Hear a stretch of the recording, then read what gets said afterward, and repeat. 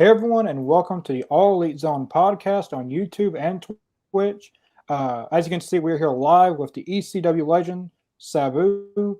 You guys may know him from ECW to WWE to WCW. He's been everywhere in the wrestling world. We're going to ask him a lot of questions. We'll start off with you, Chris, first, because I know you had a question you really wanted to ask him first. Yeah, like it's a pleasure to have you on here. You're probably our biggest guest star yet on here. Sweet. I like to hear that. That's always good to hear. Thank you. You can go, Chris, first. All right. Well, first things first, though. Sabu, how's everything going? It's been okay, I guess. I'm still sad about losing my wife, Melissa, but other than that, it's been going okay, I guess. Yeah. Well, I have a very important question to ask you. It was back in the December 2006 ECW's revival, December to Dismember, and you were on the card though on the Extreme Elimination Chamber, but technically due to technically you were replaced by Hardcore Bob Holly. Now, the question is, why did you, please no offense, bail out on the Extreme Elimination Chamber? Okay, just for the record, I didn't bail out. Stephanie McMahon fired me, but didn't tell me that. The deal was they chased me around for a week to cut a promo, and it was a script. It was like a 3-paragraph script. They wanted me to memorize word for word, words I wouldn't normally say, let alone try to memorize in a few minutes and then, try to make people believe that I'm saying these things. Anyways, they gave me the script. I read it, and I started laughing. I can't do this. It was me and Paul Heyman. He goes, just try. And I go, I can't.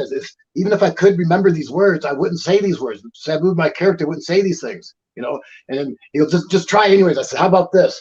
I crumbled it up and threw it down. I go, that's my promo. And I go, how about that? We'll say that I refuse to do a promo like everybody else. I'm being a rebel, and so I refuse to speak on a promo, whatever. And he goes, tell Stephanie that. So Stephanie goes, you ready to do your promo? I go, yeah. So I go, I read it. I was reading it. I crumbled up. I go, how's that for your promo? Pointed up and walked away. And I came back. I go, how was that? Oh, good. She goes, try it again. I go, no, I can't. And she goes, why can't you? I said, it's just not me. I disagree with it so much that I can't do it. I can't do it. And she goes, okay, don't worry about it. Then a few days later, it was a Saturday, right before the Sunday. They had me do an angle where I broke my shoulder, and I didn't know what they were doing that for, but I did because I was told. And then the next day they flew me home, which was the day of the pay-per-view. And I was shocked. They took me off the pay-per-view. I said, well, no big deal. They took me off the pay-per-view. But then I see they put me on the cover of the pay-per-view, a cover of the December pay-per-view video DVD, put me on the cover and didn't mention that I wasn't on it. So a lot of people bought it thinking I pulled the fast one or something. I didn't. They pulled the fast one and they stuck to it. Stephanie McMahon got mad because I wouldn't do her stupid promo, but it wasn't me. Even if I remembered the words they wanted me to remember, I would not have done it. Against my professionalism as being Sabu, I guess, something like that. Right. All right. I got questioned about it the other day, and they asked me the same question. Why'd you bail? I go, I didn't bail. It's funny you bring that up because, it didn't happen like that, but they didn't even give me an excuse other than I didn't do the promo to be on the pay-per-view. I didn't know I had to do the promo to be on the promo. Understood. Well, and the promo, I would have been proud of myself, even if I didn't, So right. Ridiculous. All right. Well, in that case, thanks for thanks for straightening it out to me because I watched the pay-per-view and I probably bought that thinking on it, but I guess I owe you one.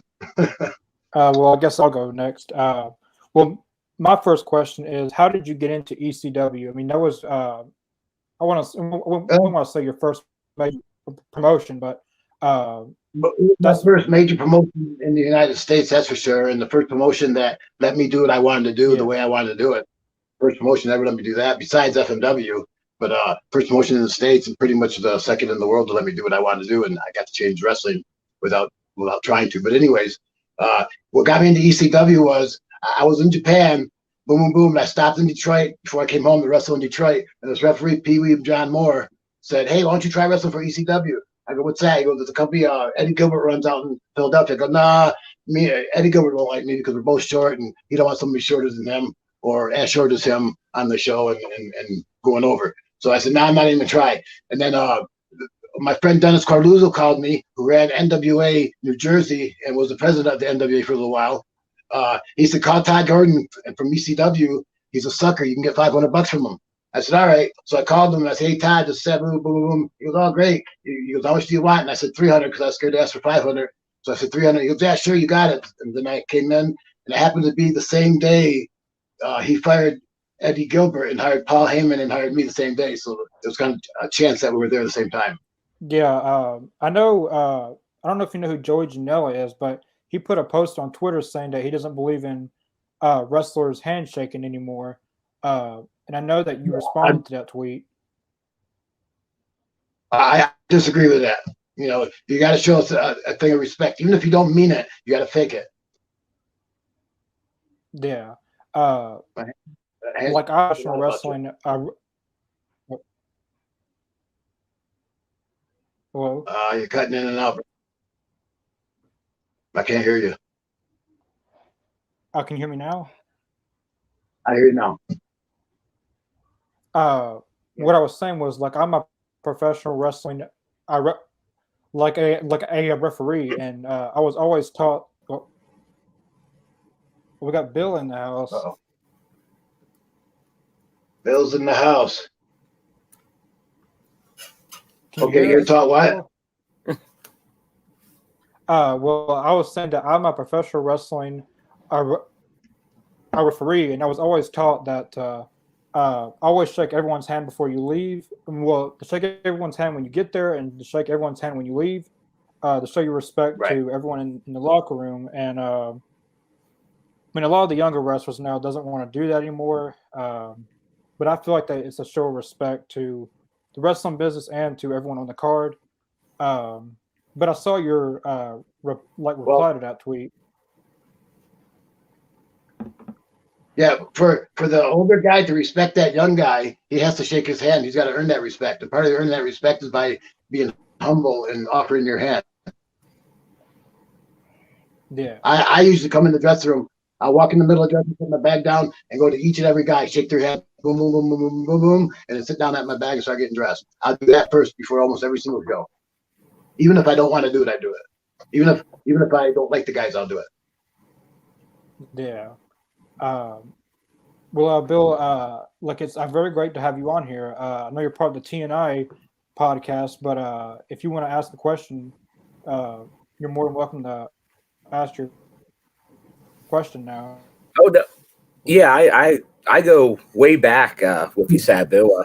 I was there for your debut in ECW when I used to go down there to the old arena, and I guess what really got you over with that crowd early on was when you would do the spots on the table where you would moonsault to the table after the matches.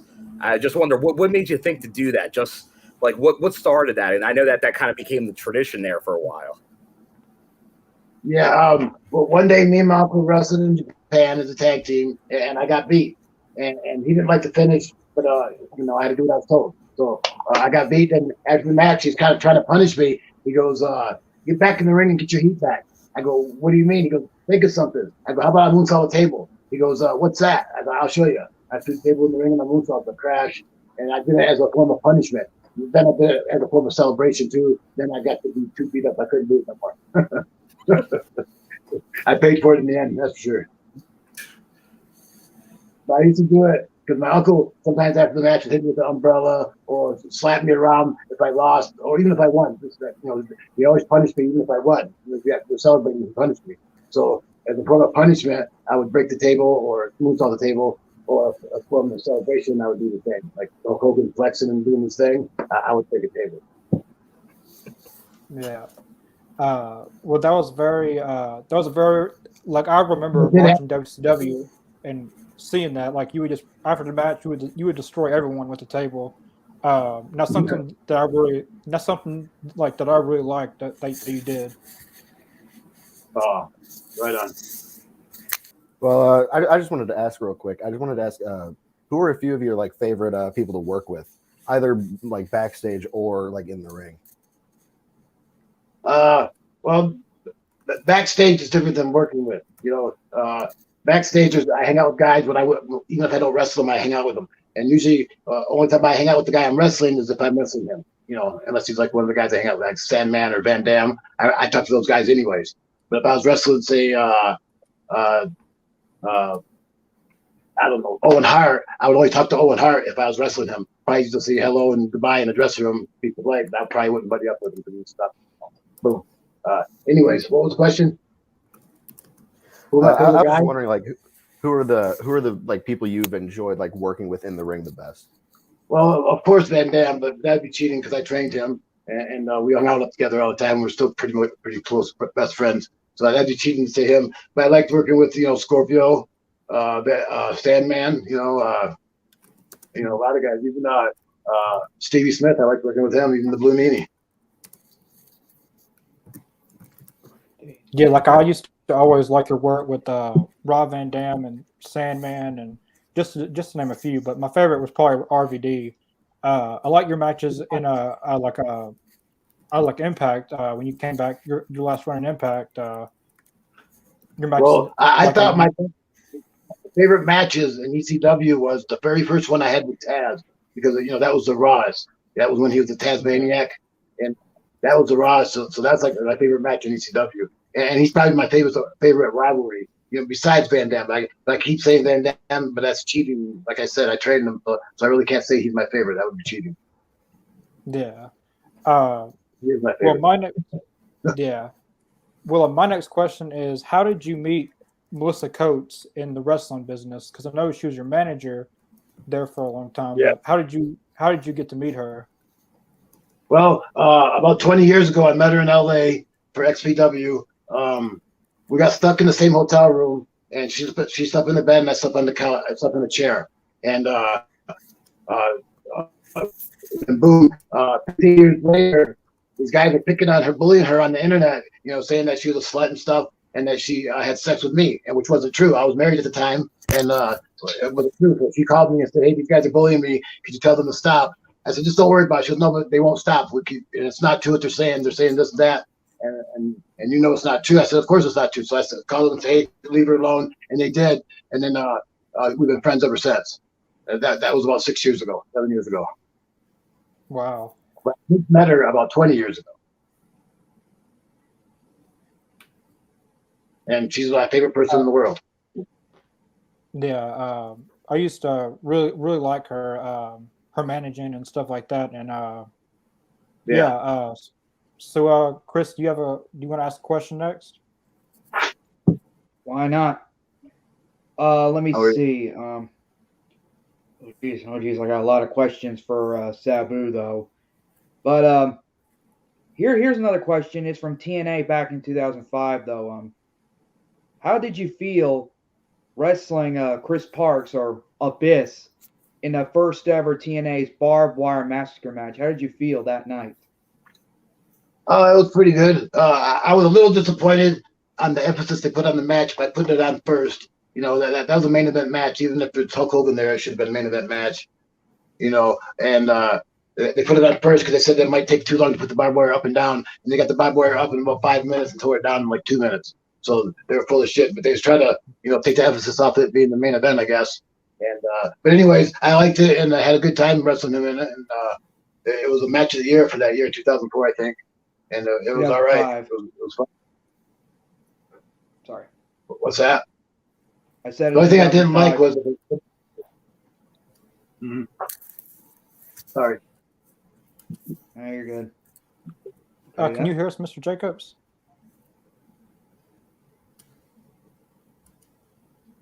No. I don't think he can hear us. Either he can or he. I like Bill, do you have another question that you want to ask? I'll go back to those ECW days again. I know when you kind of first debuted, you came out in like the Hannibal Lecter type like gimmick where you were rolled out, you had the face mask on. And I was just wondering, did you have input into that, or was that a Paul creation, or how'd that go about? Because I know it lasted for a little bit, but then you dropped that gimmick. Yeah, that was Paul's thing. It was a good thing, but I was wrestling. Excuse me. Excuse me. I got broken ribs. But anyways, that was a good idea. But I was wrestling a guy in Japan called Dr. Luther. He's Dr. Luther now with EAU. He had that gimmick where he wore a mask and he was in a straight jacket and he acted crazy, and he took it from Silence of the Lamb, and so was that mask like Silence of the Lamb. So it looked like I was copying him, even though it wasn't my idea and I didn't want to do it. I didn't want to do it because it would look like I was copying him, and I wasn't. And that was his gimmick. So I would have offended if he started wearing a turban. No. Yeah. If it was Sheik, Dr. Luther, I'd been offended. But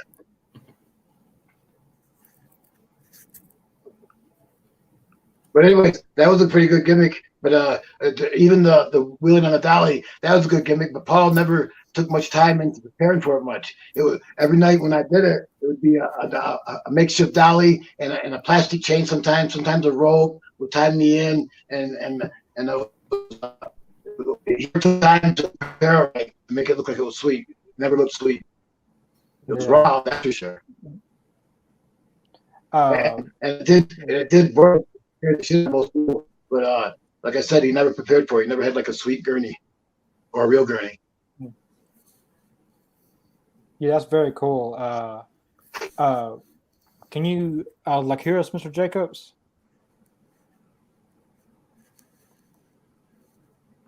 I don't think you can hear us. I think we just can't hear him. You're right. We can't hear him. I can't hear him. Yeah. I remember you talking about this in WCW on another podcast, but I never got to hear the actual story about it. Talk about the Vader and Paul Orndorff fight in WCW. I know.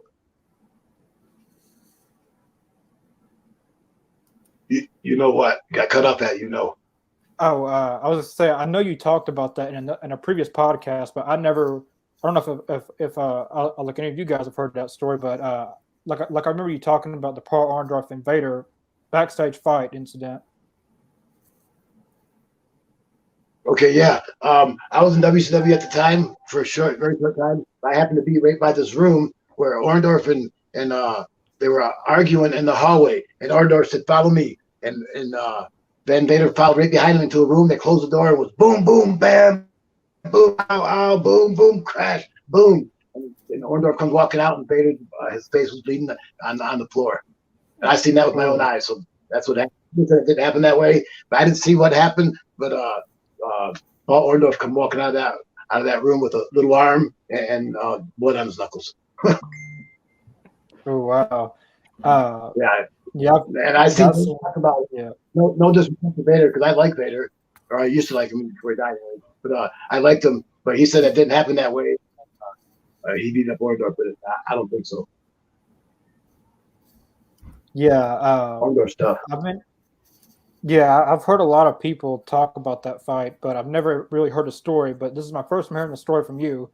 It was the door Orndorff walked out of, and the room they were fighting in was 6 feet from me, because I was almost going to open the door and see what was going on, but I figured somebody needed it. Yeah. Like Aiden, do you want to ask the next question? Yeah, sure. Well, like obviously, like late last year, you said you were retired and everything, and one of the wrestlers you named that you would come back for a match with was Brock. Are there any other wrestlers that you'd want to come back for one last match with, or is it just Brock? There's a few guys I probably would if the price was right, but I ache so much. I said to myself, I'm gonna start going to the gym Monday. When I got back from wherever I was, I forgot where I was. I was somewhere last week. Anyways, I'm gonna go to the gym Monday, and I've been too sore. I just can't do it. Yeah. Apologize. All my joints hurt. That's about somewhere a week ago. Uh-oh. A week ago. Can you hear us now, Mr. Jacobs?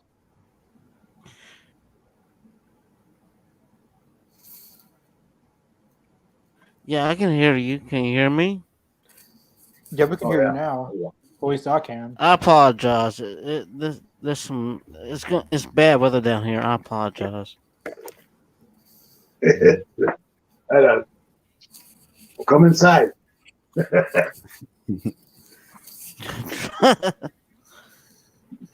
You can ask the next question if you want, Mr. Jacobs.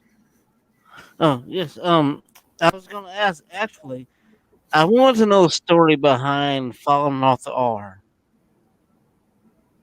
What? Falling off the R of the Raw set falling on Monday Night Raw when he fell off the R. Yeah, well, I sort of tried to jump, and it didn't work that way. They wanted me to jump out of the balcony, and I thought that kind of it was too ordinary. Plus, I didn't want to do it. It wasn't my idea. And I said, I seen the R. I said, I'll jump up the R. They said, okay, can you do it? I go, yeah, I can do it. They go, you think you should rehearse that? I go, yeah. I go, no, I can do it. So all I did was put a ladder up. Yeah. I put by it and had the Dudley boys hold the ladder while I climbed up it and see if I could do it. I got up there and came back down. So when it was time to go do it, I climbed up there and I got to the top. When I jumped, the R moved. There's nothing holding the ladder. Right. It moved flat first. Did a belly flop. And my arm hit one guy, but like 8 guys fell over. Boom, boom, boom. Cause I was supposed to land on like 8 guys. I only hit one guy, but they all fell over anyways. But when I hit, it knocked the wind out of me. So when I got up, I was dying. I couldn't breathe. And I was still running to the ring to finish my spot. I about killed myself falling off the arm. Yeah, they saved your life when they did that. They tried. Yeah. But I was stubborn then. I'm still stubborn now. I don't like it when people give me a spot. I want them to say, "Come in," and I It's will. not practical. I I mean, you have to make it look real. Yeah, and make it me. You know, if I don't come up with the spot, I don't feel like it's me. I don't like doing someone else's spot. You know. Exactly. You know. I think well, we hire Sabu for what he comes up with, not what you come up with. Yeah. I thought it was cool personally. Yeah, that was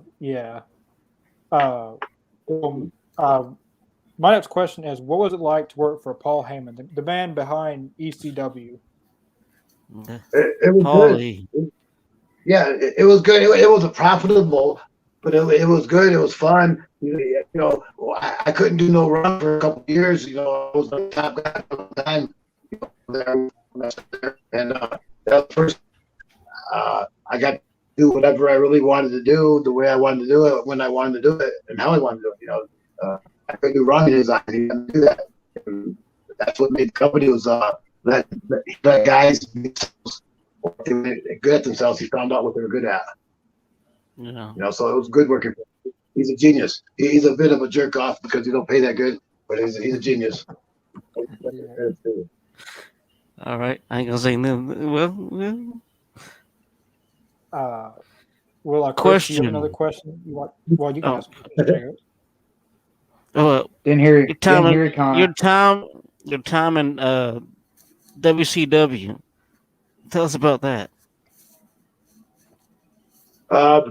First time that was when I was double booked for ECW and New Japan, and I chose New Japan over ECW. Same time,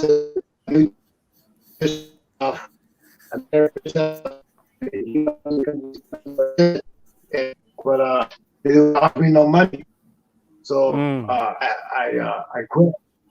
I quit, and they fired me. It was mutual, and they didn't want to pay me no money, so I went back to ECW. And then about a year later or something, I went back to WCW, and I quit again because of the contract. They go, how much would it cost to do our first Monday Nitro? This was the second time in ECW, WCW. Right. I said, I'm booked. Yeah. And how much it cost? I said, well, you have to pay me over. He goes, we got to pay you something, and of course we'll put you over. I said, well, okay, give me $500 then. I'm at $500, and then we can negotiate. And $500, I'm happy. And so I go, so they go, what you want? What do you want? He goes, $500. No, that was and they go, no, the $500 is all we got for you. And you're only going to wrestle twice a month, one Monday a month, one pay-per-view. So I'd only be making $1,000 a month compared to $1,000 a match. I thought that was ridiculous. So I quit. And they would not budge. They wouldn't even talk about it. Just take it or leave it. That was like $12,000. Whoa. Yeah, that was yeah, wow. Ridiculous. Completely ridiculous. They didn't want me. They just wanted someone else not to use me.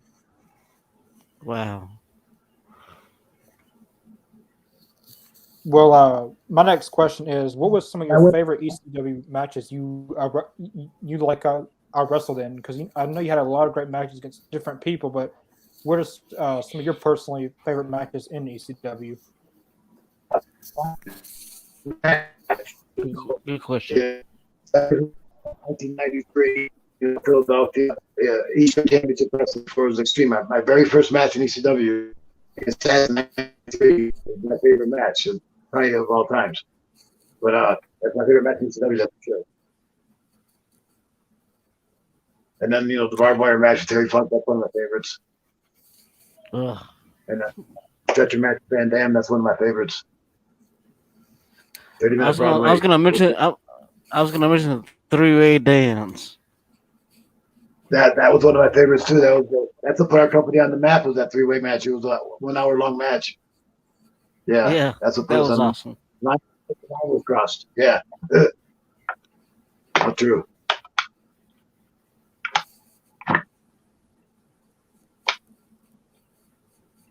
Well, I'd like Aiden. Would you like to ask the next question? Yeah, sure. So obviously, like December to Dismember from 2006, that's like a lot of people regard that as like a really bad pay-per-view.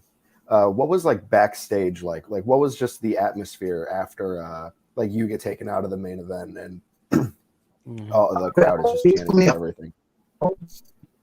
Backstage, home that morning. No, until the morning. You got to go.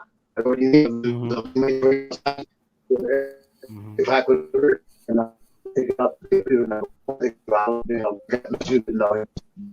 make sure you the security and to make sure nothing left. Right. And so I did. I was going to fight him over a match. It was worth it. I didn't know at the time what was going on. I thought they had something in mind for me to come in secretly later or something. I didn't know.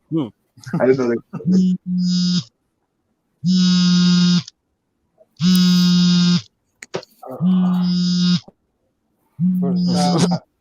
Somebody calling somebody? Yeah, somebody was calling me. Actually, I was gonna ask. I mean, as far as I want to. Okay. I want to ask this. The first time you met the man, Vince McMahon, how did he appear to you? Or how was he? As far as the first time you met Vince McMahon, how was that? First time I've been, that was 1994, I think. 94. I had a tryout with WWF in somewhere in New York. I think it was like Syracuse or something like that. But anyways, I had a tryout match, and I wrestled Scott Taylor in one match, and then they introduced me to Vince, shook his hand, he kind of put me over pretty good.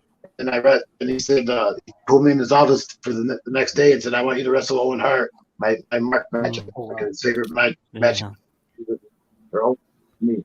So I did. I wrestled him, and then he made me an offer. So, but anyways, he kind of acted goofy towards me. He didn't act like a boss. He kind of acted like a mark. But that was cool. He acted like a fan sort of. That was really cool. I didn't take it serious when I should have. Like he said, he made a couple of suggestions, and I laughed at him, thinking he was joking, and he wasn't. Like he goes, "You could be the you could be the Hulk Hogan of ECW," and I laughed at him. I go, I go, really? I go, yeah. I go, no, I don't want to be no Hulk Hogan. And I go, you can't be serious. He goes, no, I'm not serious. But he was. that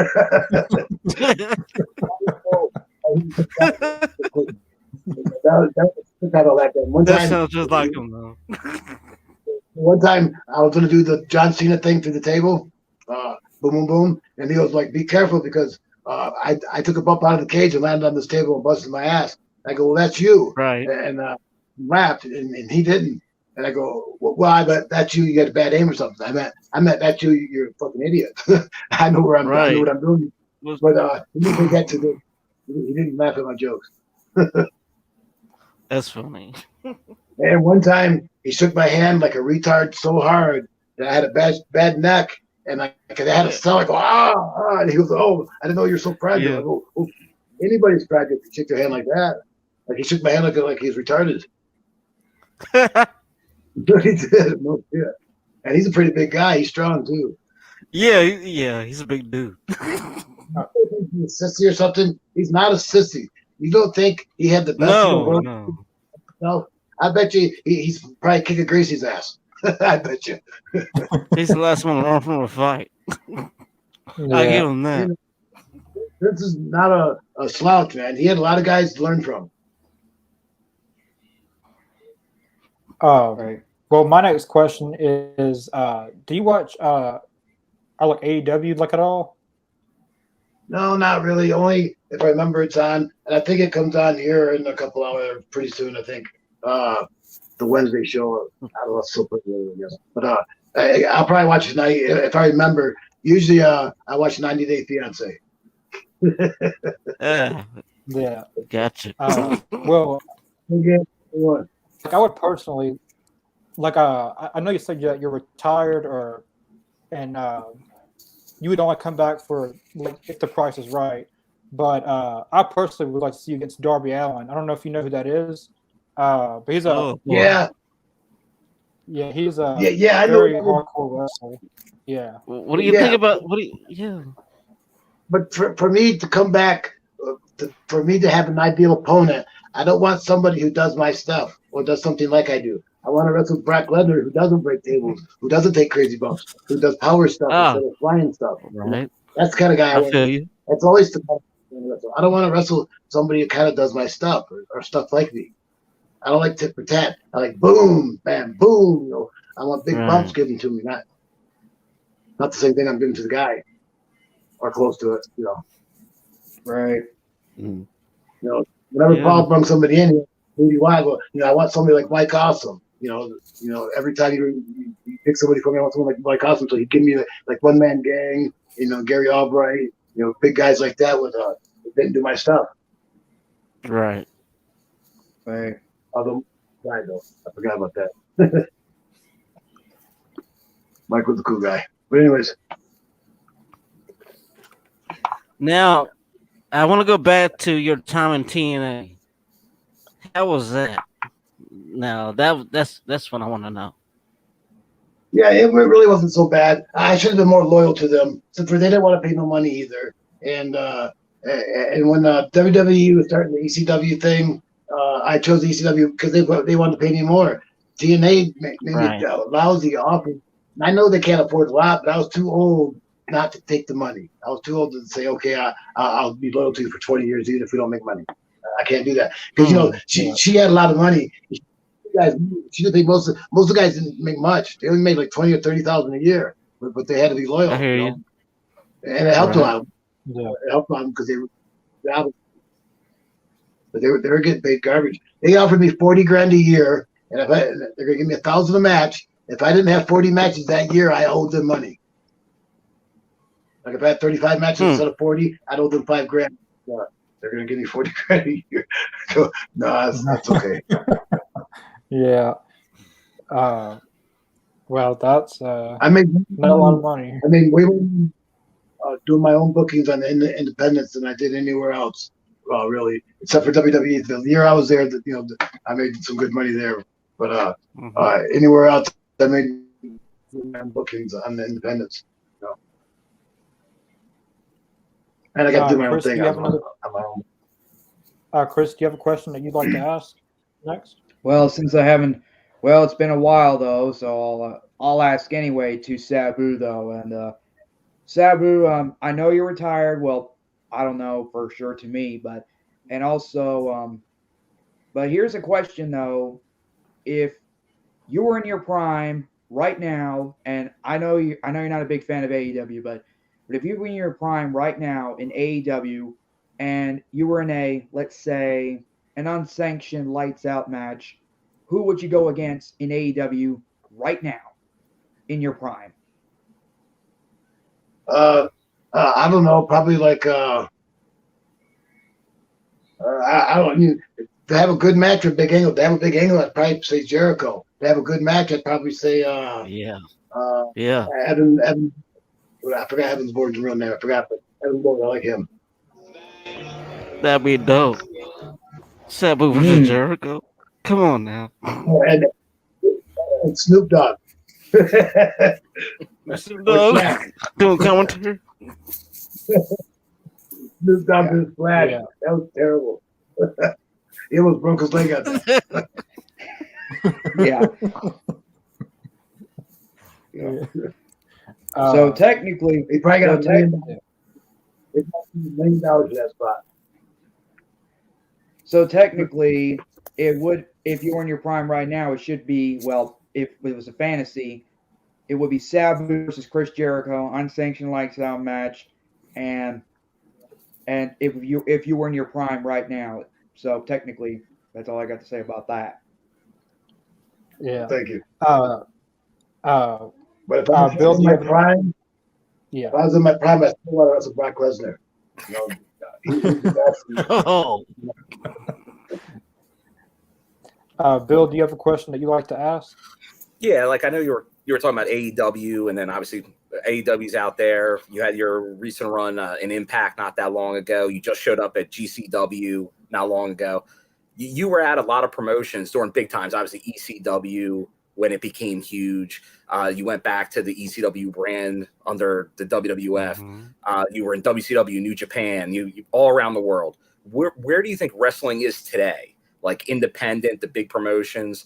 Do you think it's on par where it was years ago when you were making like in those mid 90s, late 90s, and obviously it blew up around the Attitude Era? Do you think it can get there? Do you think it's not what it was? What are your thoughts on the current wrestling landscape? I don't know. It'll probably be there again. You know, of course, it'll catch on, I guess, and the new guys won't be new guys. After a while, they'll be familiar guys. You know, everybody who gets criticized for being too green right now, you know, eventually those people get over it if they're good enough. That is. In the landscape now, you know, I don't watch it that much, so a lot of guys I don't know their names. I just see them not being told what not to do. You know, you shouldn't do 5 dives in one match and then another match do the same thing. It's kind of crazy. They should communicate between matches and find out what each guy's doing so they don't overlap each other. So pretty much, I don't know. You know, every old generation criticizes the new generation. I'm one of those guys, but it's hard not to. Oh no, so you want to pass on that knowledge, right? So that makes sense. Yeah. Every generation criticizes the one that comes after them. They all do, you know. But I don't want. It's like a roller coaster. Yeah, exactly. And eventually, those guys will have my respect. The guys who I don't know now, which I'll know 5 years from now, I'll see. Oh, you know, you guys are good or not good. You know. Yeah. Right. I think AEW's got too many old faces and too many new faces. They need medium faces. You know what? I can't argue with that. Mm-hmm. Too much is memory lane, too much of the new era. Yeah. Let's go to the comments and see. We got a few questions for Sabu. Kelly Blanchard, and it was the first I've ever seen. I'm sorry, what? What's that? Go to the comments. See what the fans want to say. Yeah, Connor got froze up though in a second. It always happens a little bit sometimes. He'll be doing another screen though in just a second. Well, in the meantime, I'll ask what the comments are saying. Oh, Mid South now he's local back. wrestling shows. Oh, okay. Connor, you can read the comments now. Sabu, how was your relation with the original Sheik, Ed Farhat? It was great. He's my uncle. He's my mother's brother, and he was, he's better to me than my dad was. Yeah. Yeah, he's good.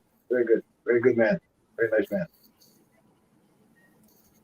I think we get the same question. Courtney says, "Hello, Sabu." Hello. I have a quick question, if you don't mind. It's just a quick question. You're But, good. I was just wondering, like, Go ahead. what is the most painful bump of your career? What was one that you really regret taking? Good question. Involuntary bump was the one I took out my head with Chris Benoit. Voluntary bump is I did a chair top rope. A chair in the corner and cut my arm in the corner of the barbed wire match. That one was I regret it. Because Yeah, I remember that. that got out of hand. But the one I was most painful was the one involuntary where I didn't voluntarily take the bump, but I took it. And I never had that one was the worst bump against Chris Benoit. But the bump I volunteered for was the one in the corner, and then that kind of turned awry. Mhm. All right. Is this good enough?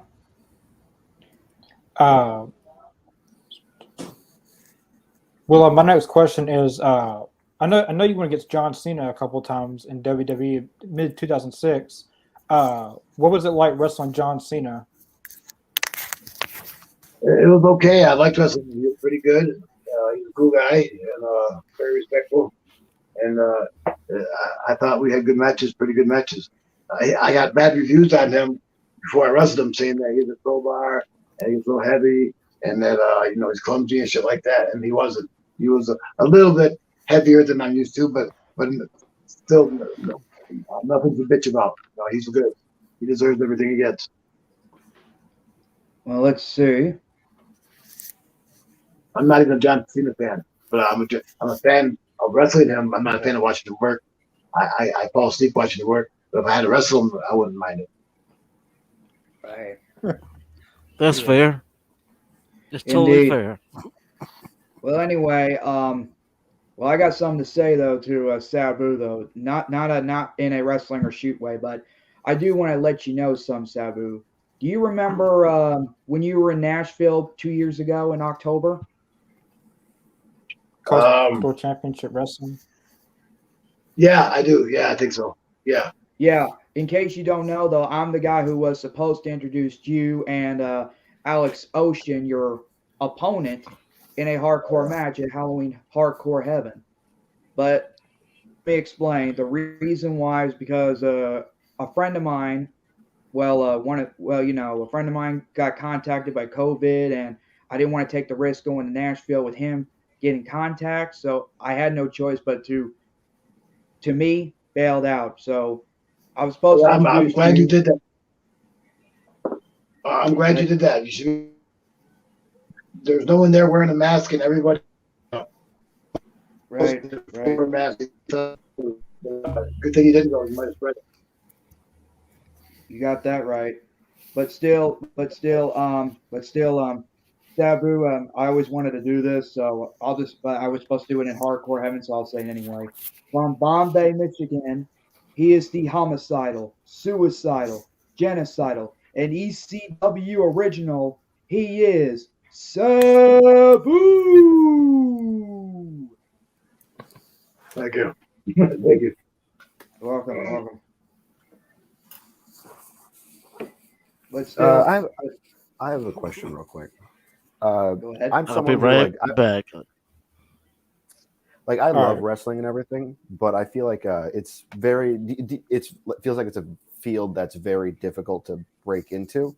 What is some advice that you would have for like someone who wants to start wrestling? Like, what's something you think that not many modern wrestlers do that you think they should? Well, there's no. If there was a territory, you go in territory, you volunteer to set the ring up and stuff like that. Then eventually they teach you how to wrestle if you like it. But now you could just go to Orlando or wherever the performance center is and fill out an application, which is crazy, but you can do it. Or you can pay someone online to teach you online. I guess I don't know, but Yeah. it's hard to get into it now. You could take it. You could do your own TV show and not ever be in the business, but take it. Yeah. Even though my uncle was a Sheik, I still had to pay my dues. Even though he could have gave it to me, I still had to earn it. And even though, even if he was going to get it, I still wanted to earn it. But he made me earn it. He made me set the ring up and tear it down for 7 months and not train in it, not do nothing in it. Just set it up and tear it down for 7 months. The first one not to wrestle, to learn how to wrestle from him. He didn't teach me how to wrestle for 7 months. He made me just do what he said without question, and I did. I didn't say, why can't I use the ring? Or why do I got to tear it down? Or why do I never said why. I just did it. I thought to myself why, but I never said to him why. Okay, so a lot of paying your dues and everything got to establish that kind of credibility. My dues. It was I had to pay my dues to learn how to wrestle. Then after I learned how to wrestle, I had to pay my dues to get ahead, to get in the ring. Well, I still pay my dues. yeah. Well, let's see. That it? What's the time? Yeah. Like it was very great having you on. Did like everyone get to answer like anything that they wanted to ask? I got all my answers. I got mine. If there's anyone out there that wants to ask any questions, viewers, go ahead. Yeah, so say anytime an arena goes dark, I always expect to see Sabu still. When we did it in GCW last week or whenever it was, I wanted them to say, it's Sting, it's Sting, to throw them off. And then I think that's a bigger pop. And we said it was Sting and then children. And that was me. I think it would have been a bigger pop. You're a living legend, man. You really are. You're a living legend. Mm-hmm. Yeah. Well, anyway, yeah. Well, I got something else to say, but it's not for Sabu. But I mean, there's one question. Nick Holiday, what is your thoughts on Justin Credible? Oh, question. Back in the not day, bad. Back in the day, he was very good worker. Now, he's not so much of a good worker. I like Justin. He's one of the guys. He's been having some bad luck lately. We all do. Yeah, he was actually scheduled to be on. Yeah, he was actually supposed to come on this podcast, but I don't want to throw any shade at anyone or anything. But he basically no-showed us and took our money. But right. You kind of ripped him off. Yeah. Well, I'm sorry to hear that. Other than that, he's okay. Yeah. Trying him, man. I'll send something to him. When I talk to him, I'll send him a message and say, hey, get a hold of you guys. And keep trying him. I'm sure he'll do it. It's only an interview, right? Well, I mean, Sabu versus the Blood Hunter. Would you consider that a top 10 match of your career? He did some messed up stuff, so I don't know what to say about that. Yeah. We're gonna plead the fifth. Where did you hear that from? Blood Hunter. Yeah. No, yeah. This is one of my top 10 matches. No. Ain't from me. I know that. It ain't for me either. Well, anyway, I do have a Sabu. I don't know if you want me to talk to you about this, but it ain't nothing personal. It's just But if you don't, but if you don't want to answer, that's fine with me. But I know you told us not to. I don't know if you said it. I don't know. I couldn't hear you, so I'll just say it anyway. Look, I would like to say I do very, very sorry about the loss of Super Genie.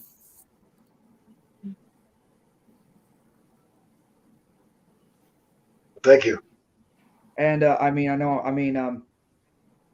just really sad in myself. I mean, no offense, but when I heard the news, I was like, I can't say it. I can't say it. So, I don't want to get you uncomfortable, so there you have it. Oh, Connor's out again. Now, I have a question to ask. Now, during the WWE ECW or the ECW WWE invasion, I mean, as far as the whole thing, how much of that did you know about? Nothing other than the day before Paul told us about it, and we had a meeting with Vince, and then the details I didn't know hardly anything other than roughly what I was going to do.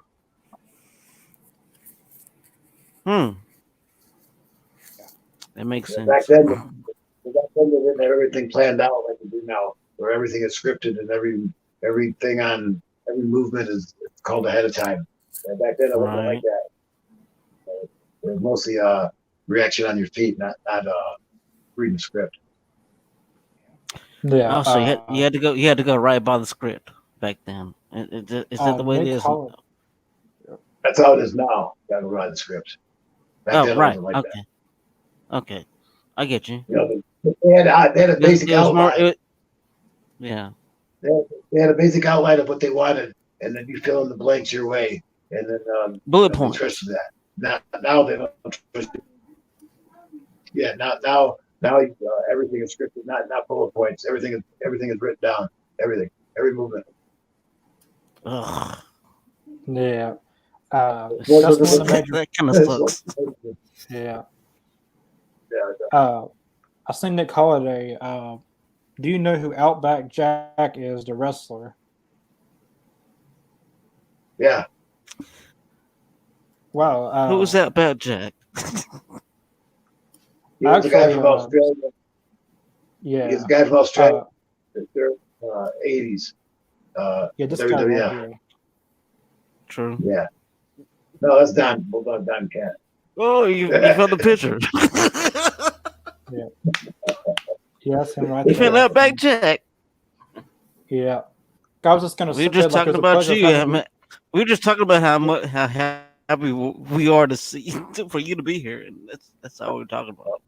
Yeah. Okay. It was a pleasure of having you on here, and we look forward to having you on here sometime in the future. But thank you so much for coming on here. Please check in. Come back. Right on, man. Thank you. All right. Thank you.